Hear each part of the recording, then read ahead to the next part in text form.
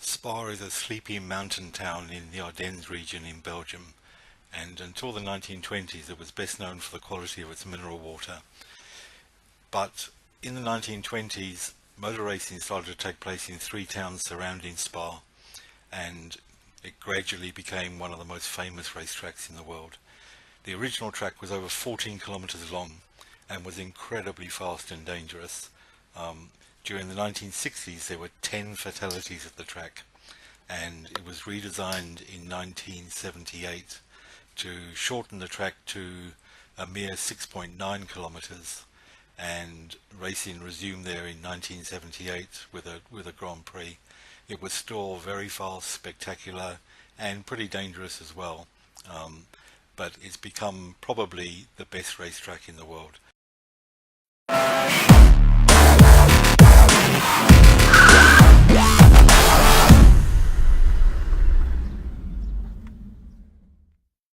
Hi everybody and welcome to round 6 of the GTC APAC Challenge. I'm Oliver Sells. Joining me as always is John King, and tonight we're at the fabulous Spa track and it's a night race. That's right guys, we are doing Spa at night. 25-minute race, but I am really looking forward to this, John. Spa is a tricky track during the day. At night time it's going to be absolutely crazy. Getting into the championship standings, Ben Schnell's obviously got a big lead on 614 points. John Barry's moved up to second on 395. Troy's on 394, and then we've got Stefan and myself and some of the other people behind me that haven't raced in that many races. You can see Carl is in 8th and Lewis is in 9th, the last two round winners. I don't believe any of them are here tonight, so yeah, it'll be interesting to see if someone can take another victory off Ben, or if Ben's going to get back to winning ways. And yeah, you can see the Jetta Championship. Jackson Frere's got a big lead. I've heard Gustavo's fixed his computer, but I don't believe he was here today, so hopefully they can continue that battle. No, he is here. Oh, he is here. Oh, there you go. Okay, Gustavo is here. That's awesome. Okay, so their battle is going to be right back on together. And then obviously you got Gareth Lavelle, Tobias Stingle, number 2. Russell Clark we haven't seen again, although he might be back in the Solstice, but I don't think I see him up there on the list. And in the Solstice field, Brad Fenley and Craig Hopkins still battling all season long. Brad's a 332, Craig's on 232. I believe Alan Opilock's here tonight after his round 4 win. But I don't know if Sven Pluter. I believe Gareth Lavelle might be here as well. Yep, looks like Gareth Lavelle is here, although I think he might be in the Jetta. So yeah, I think Gareth's in the Jetta. Okay, there you go. But as you can see, their battle looks like they're going to come down all week, and obviously if Alan Opilock comes back, it's going to be a really good race. Stories to follow. Spa's a tricky track at the best of times, but at night time it's going to be even trickier. Very off-track sensitive, but yeah, it's definitely going to be quicker. Obviously, there's lots of drafting, especially down the Camel Straight and coming out of Paul Ferrer through Blanchemont into the bus stop. And yeah, can Ben get back to winning ways? I'm not sure about that, Ben. John, what do you think? You think Ben's going to get back to winning ways? I think he'll be favourite. He's had a little bit of an advantage over John and Troy for this season, so I would think that here will be no different. But if they get ahead of him, they could make life very hard for him. Yeah, what do you think about the off-tracks here? I know this is very off-track sensitive. Do you think it's going to be worse or better at night time? It's normally a little bit better at night because you've got a little bit more grip, so you can control things a little bit easier. But everyone is going to have to be very careful, especially in the close battles, because it's easy to get a bonus 4x, and that really pushes your numbers up. Well, that's exactly right. So just so everyone who knows at home, you basically are allowed 17 incidents for each race in iRacing, and obviously if you go off track slightly, which is very easy to do here, you get a 1x. If you lose control or spin, it's a 2x, and if you hit someone else, it'll be a 4x. You will get disqualified at 17, and as I said, it's very sensitive. So you can see here, if you run too wide there, like that person just did, you'll get an off track. We are with qualifying here, guys, but as I said, we're just midway through. You can see the live results on the right hand side. You're probably only going to get one lap here, just due to the length of the track. It is an 8-minute qualifying session, but you can see we're just messing around getting all the cameras set up, and you can see how dark it is at Spa at night time. Like there's literally mainly just lit down the main straight and a couple of buildings, and other than that it's basically pitch black. See here, who is this that we're following? Is this number 19? Who's that? That's Stephen Patmore? Yeah, I Yeah, think so. Stephen Patmore. Not sure why the video is so terrible at this point. I hope Yeah, it I'm not improves. sure either. You can see that was the end of the qualifying results there. I mean, you can just see them. You can see how dark it is. I mean, you can see that camera. You can't see anything. So, luckily, these cars have headlights. Well, there you go. It's got a bit brighter now with all the car headlights. You can see they've basically got 2 minutes to grid. You can see the countdown there. I don't know what's going on with the camera here. But And anyway, yeah, I'm looking. one interesting thing here is that Ben hasn't qualified, or he hasn't set a qualifying time. Oh, well, there you go. Ben has not set a qualifying time. Well, so he'll be starting right at the back. I don't know if he had a technical problem. So you can see pole. It should actually say round 6 Spa. We'll just ignore that. So Troy McGaw on pole with a 2:39.009. John Barry, his teammate, just behind him with a 2:39.1. Mark Dale quite a way back. Good to see him back in the series with a 2:41. Stephen Patmore 2:43. Gary Fishwick 2:44.2. In the Jetters, Adrian Referens, if I haven't seen before, just pipped Jackson Frere for pole. Alan Holgerson, Gareth Lavelle, who's obviously this week in the Jetta, Tobias Stinger, who we saw last week in the Jetta, and it looks like Gustavo didn't qualify either, so I don't know if he had an incident. In iRacing, if you get an incident during the qualifying, your lap doesn't count, so I don't know if he got an incident or he just didn't qualify. Alan Opilock on pole for coming back from round 4 in a 2:58. Wayne Stroll, Craig Hopkins, and then Brad Fenley. And then we got Martin Hallinan, Juan Luis Robles, and Pedro Martinez Quillers. So yeah, you can see the speed difference between the cars. It looks like there's about 14-15 seconds difference between the Softs and the Mustangs. And it looks like we got some commentary there. I don't know if that's turning off during the race at all, John. No, I forgot to do it this week. Sorry. Okay, no But problem. it's okay. So we can hear the drivers, and there's a couple of interesting conversations, especially at the end. Okay, well there you go, guys. We'll hear those things. Hopefully they've all been good and we can censor what they say. But if they do swear and stuff, we do apologise in advance.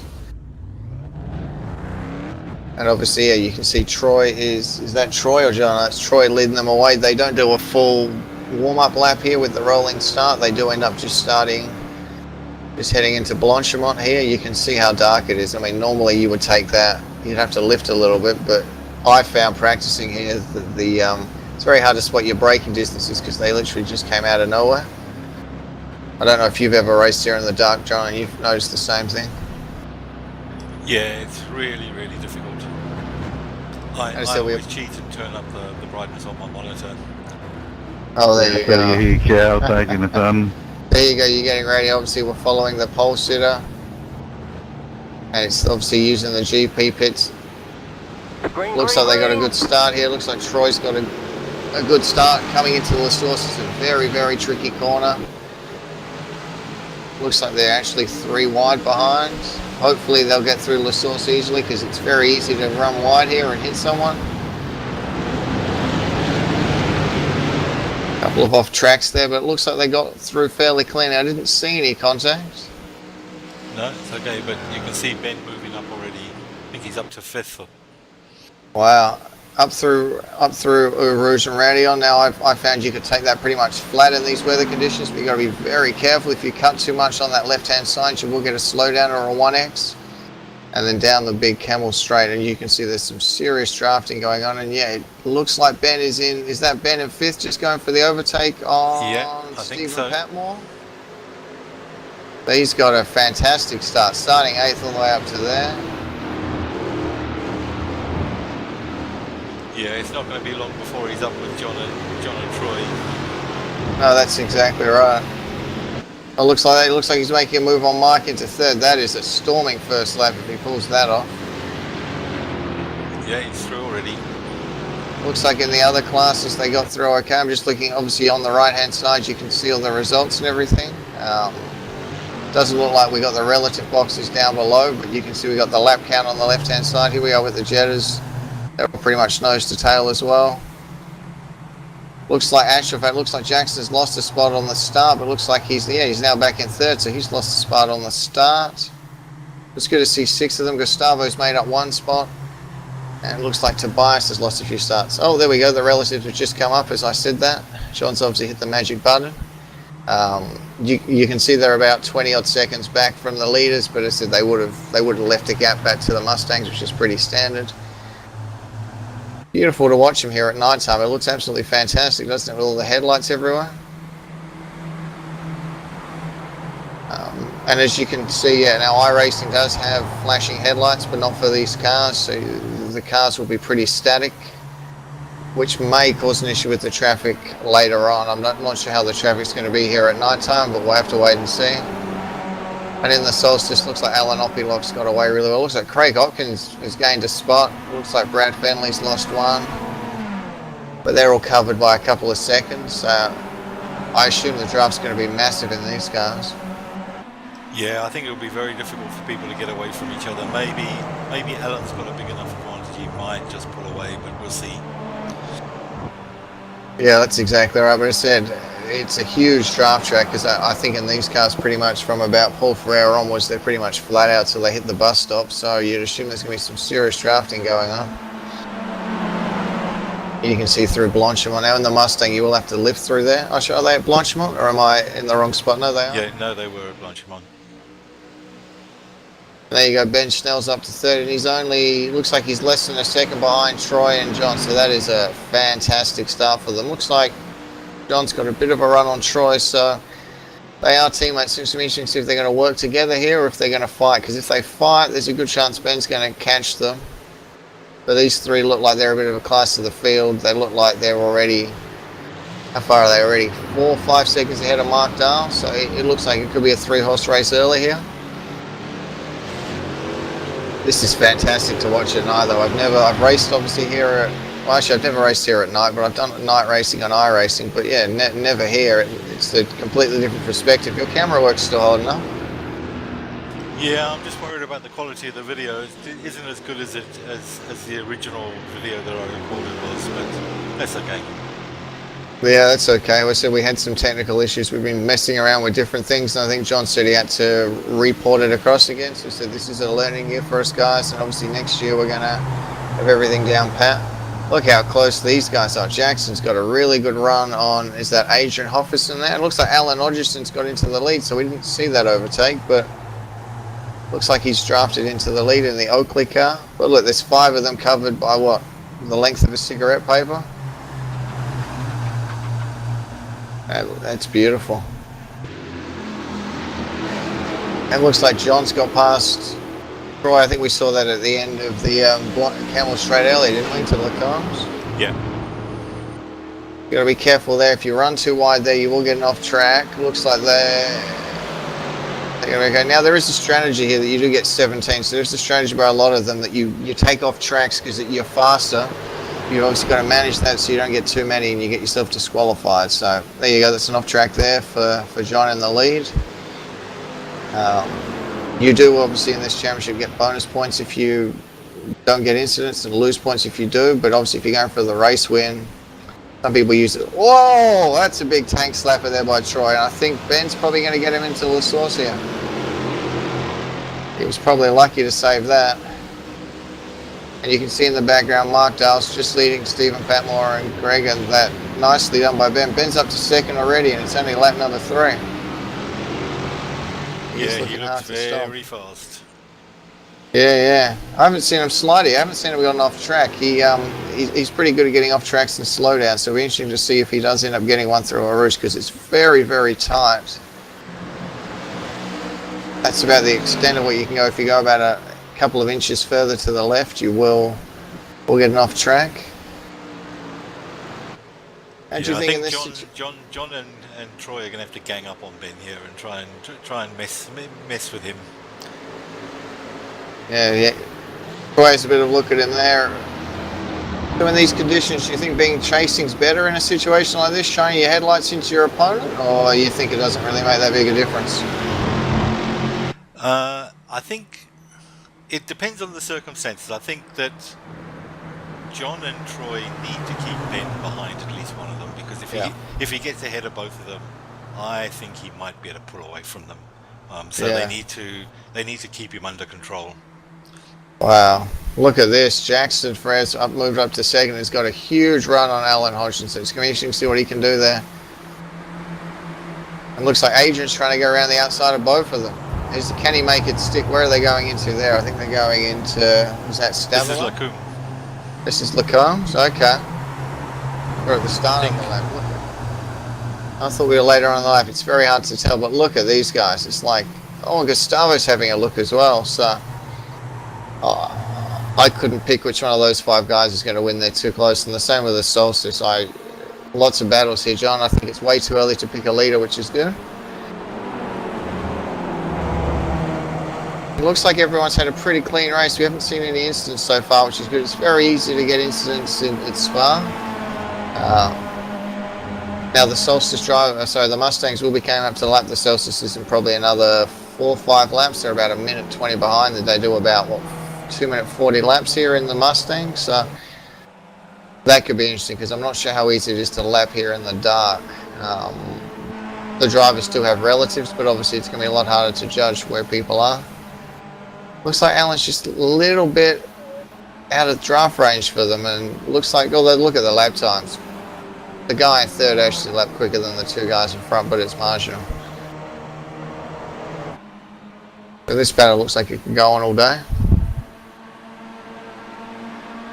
Yeah, it looks like they're just about hanging on to Alan, but it just needs another half a second or so gap, and Alan will be out of draft range, and then he'll pull away.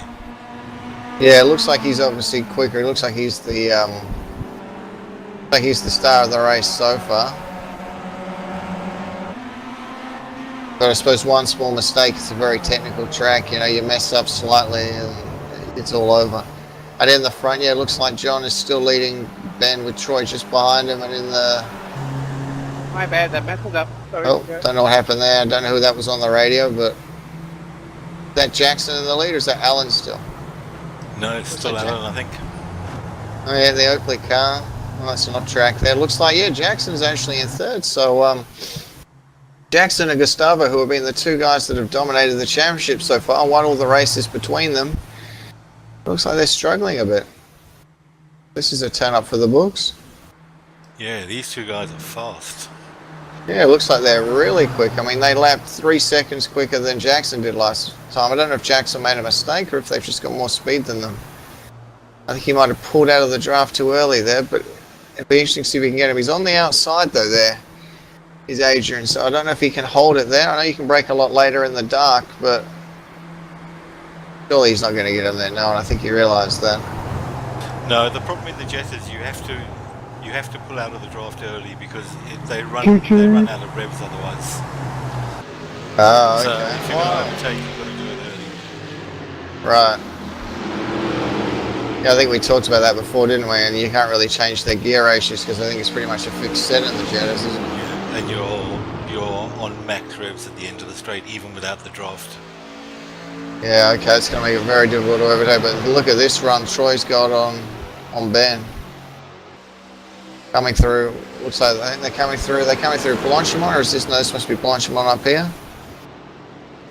John Barry with another off track. He probably might have to guard to the inside here. Under brakes into the bus stop. Bus stop's changed over the years. Oh, Ben's giving him a bit of a tap there, and oh! Has John held it together, or is John... No, John's fallen back. Take it back, John. Oh, and that's very sporting of Ben. Look at that. He slowed down to let John back into the lead. That's a very, very sporting move there.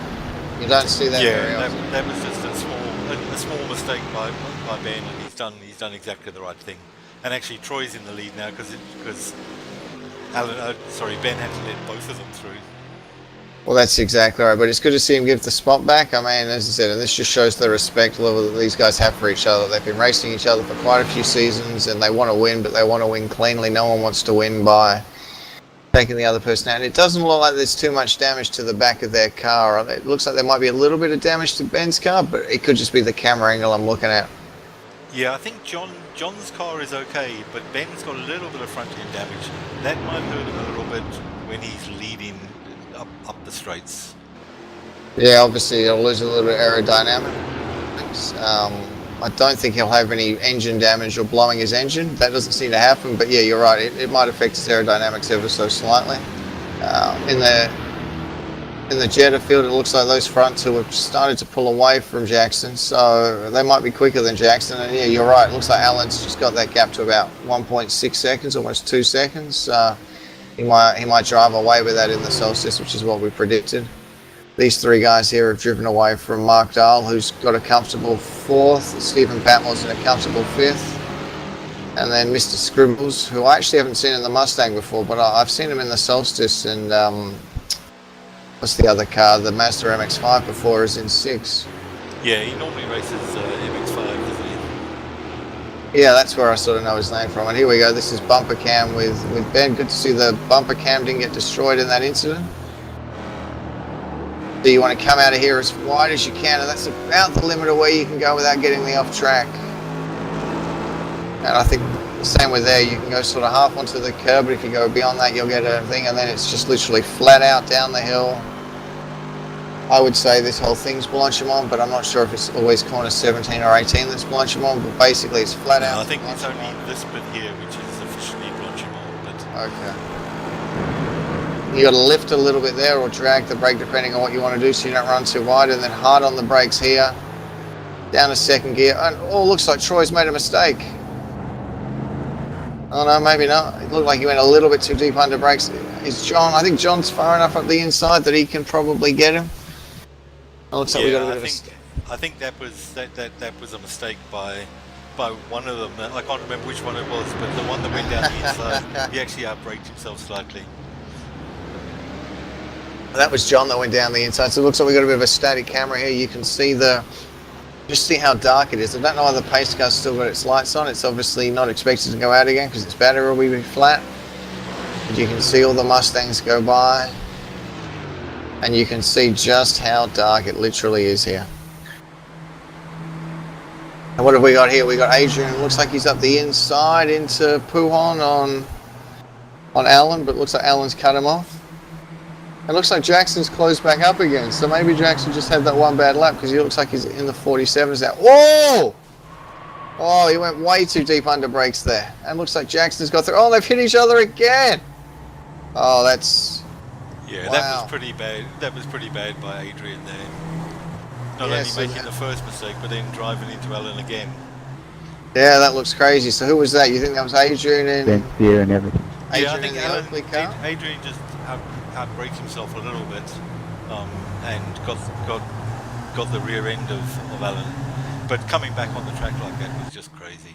Yeah, and it looks like Jackson Frere has now got ahead of them. It looks like at least one or two of them's going to have damage, so that's a bit of a clumsy move there.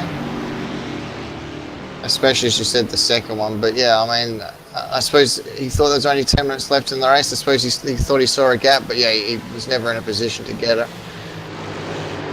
So yeah, it looks like they've swapped positions. I think wasn't Troy in the lead before, and John was in third. So they've somehow swapped. There's a Ben Schnell sandwich at this point in time. Yeah. And while really getting it loose out there. So I haven't been keeping a close track on the incidents, but interesting to see if any of these guys are close to their incident limit. If we're going to get any disqualifications, that can happen.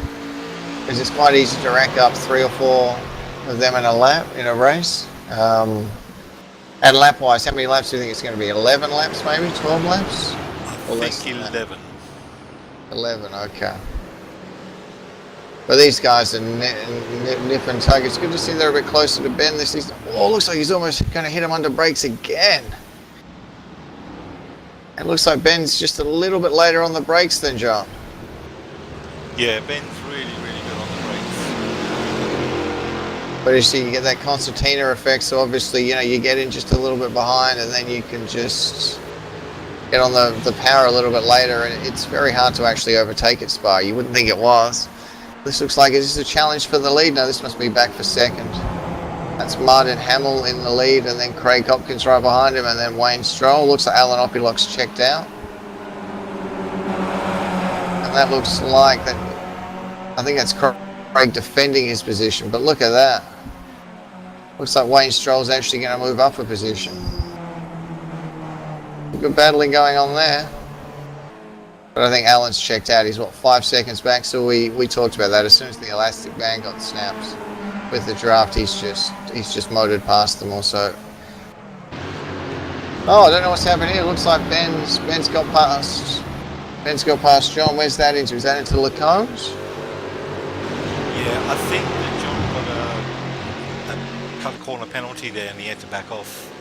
Ah, so you think he got the cut corner into, what, down the Campbell Straight? Into Lacombe he got it. I get that one all the time because I take a lot of curb in the first part and I often get that cut corner. It's really annoying. Yeah. Yeah.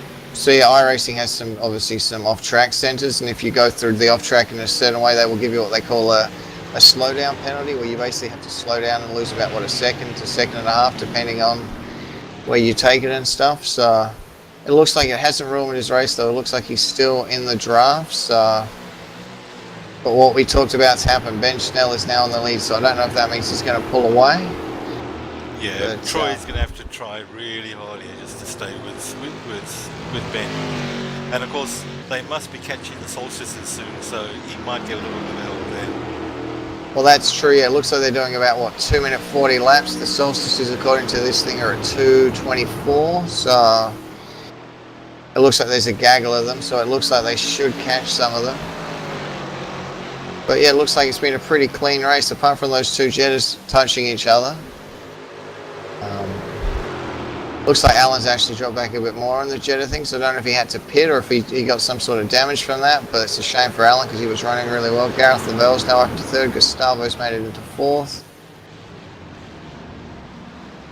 Well, he's hanging on to him. He's only sort of half a second behind Ben, so if he can stay there, he'll get the draft obviously down the Camel Straight, which is big. Yeah, he's clinging on really well here.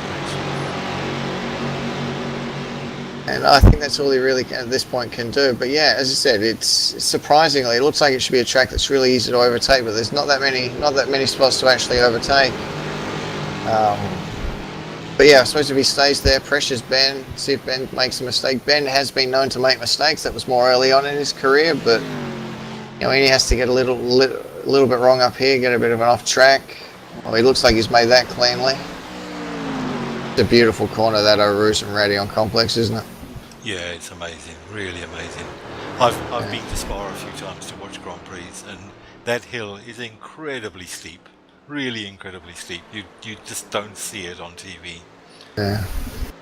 In fact, I think the undulation here is steep in general because you climb all the way up to sort of Lacombes, don't you? Sorry, up to not Lacombes, up to Stavelot, and then you go all the way back down the hill again, don't you? Yeah.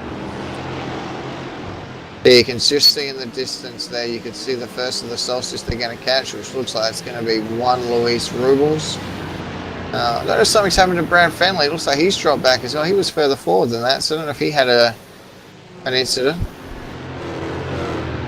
So this is going to be interesting because obviously they're going to see them coming with the lights, but you can't flash your lights in these cars. Has he caught him at a good point? He's caught him into Pouhon, but the guy stays out of the way. That shouldn't affect him too much, although it looks like John got balked a little bit there. Thank you. Although he says thank you, so maybe he didn't. Looks like Troy's actually a lot closer this time, so if he gets a good run out of here, they're just going through, what, Stavelot now. If he gets a good run out of here, he might be able to get him into the bus stop.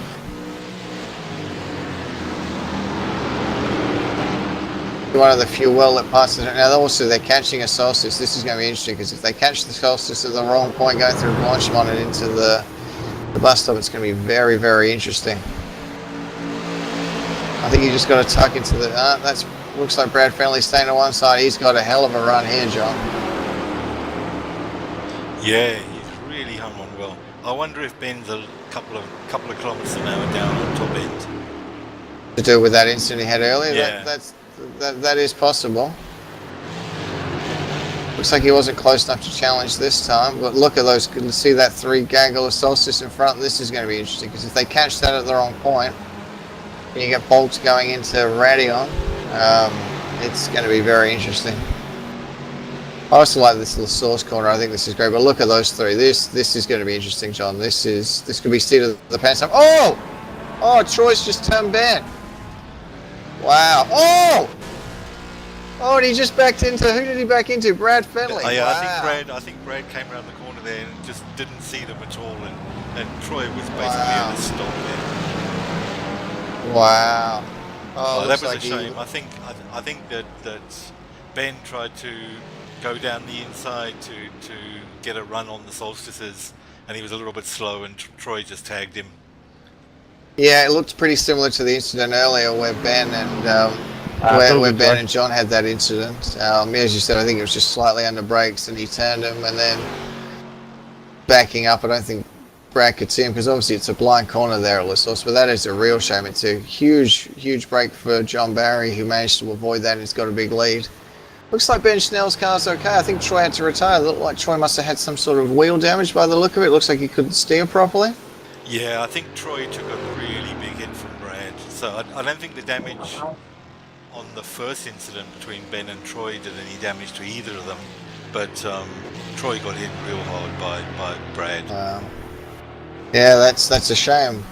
Mark Dahl has said it's just another one of our teammates just come back into the series. Is up to third, so he'll be quite happy from that. So that may have, with 2 minutes to go, that might sort of be the end of the Mustang race here. I think Ben's obviously a decent distance behind John now, and looks like he's looks like the car's travelling okay, but he looks like he's lost. What can we see on the relative? How much time he's lost? 11 seconds, something like that. It looks like he's lost.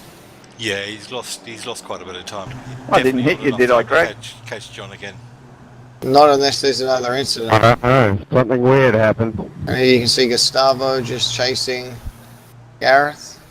Yeah, I didn't get anything come up on the screen. Yeah, not this is even, about the you know, only 0x. battle on the track now. I think everyone's got. Yeah, I pretty didn't even screwed get a out thanks 2x to for it. a couple of incidents.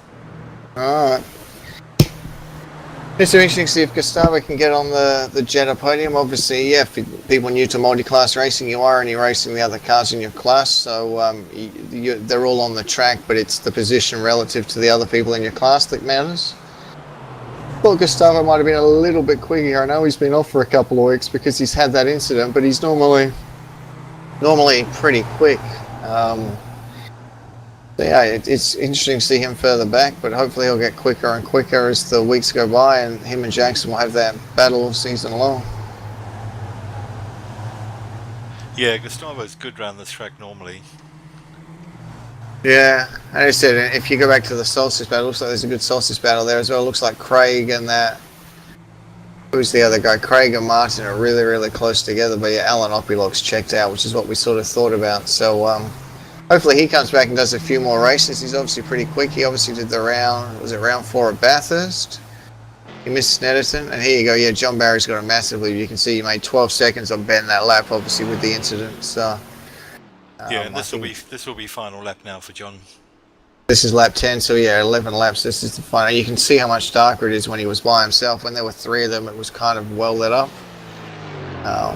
The camera really doesn't show how difficult this track is to drive at night, because literally you can only see a couple of meters in front of you, and then the points come up and stop. So I mean that might have been part of the reason why Troy backed into Brad after that incident. He just wouldn't have been able to see him because it would have been pitch black, you know, and then he would have... Yeah, I don't think Troy was backing up. I think he was just completely stationary, and Brad came around the corner and was completely unsighted. Oh, well, either way, yeah, it's just unfortunate for them. I said it was a completely blind corner, so you can't put the blame on any of them there. I mean, you don't expect a car to be stopped on the apex there. It looks like John should win this, obviously assuming he doesn't go over the incident limit. Big on you guys. And obviously he doesn't hit anyone. It doesn't look like there's any traffic around though. It looks like he's got a fair distance ahead of everyone. Yeah, the Jettas are fast enough here that Mustang can catch them in the race.